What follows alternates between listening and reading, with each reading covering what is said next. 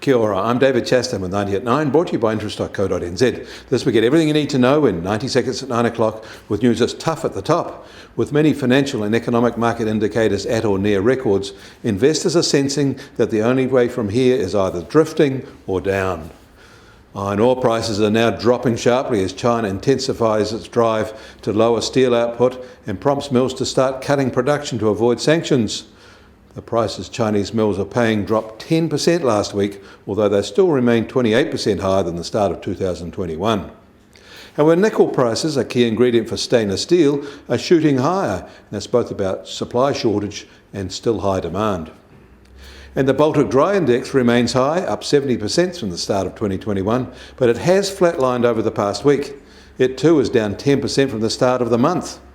But for containerised cargoes, there's no let up yet, with prices now up another 7% in just 2 weeks, averaging now $12,800 per 40-foot container. And there were a couple of early PMI indicators released over the weekend for some major economies we follow, and they're all quite positive. In the US, their factory sector expanded at a series high, the best in at least 14 years, with strong new order levels.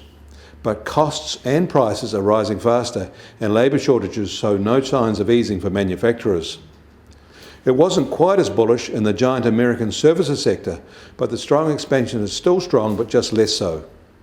This loss of momentum is being attributed to labour shortages and difficulties acquiring stock. In Europe, they're seeing their fastest expansion in more than 20 years.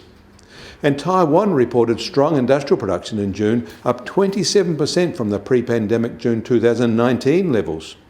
They also reported, however, very weak retail sales, down 14% from June 2019, in a very sharp drop after pandemic restrictions were suddenly imposed there. And the growth streak for the Australian private sector ended in July, according to the flash PMI data that showed business activity now in contraction.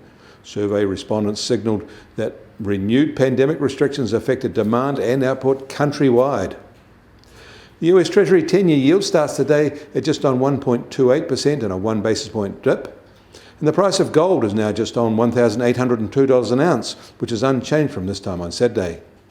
And oil prices have risen marginally in the US, now just over $72 a barrel, while the international Brent price is still just over $73.50 a barrel.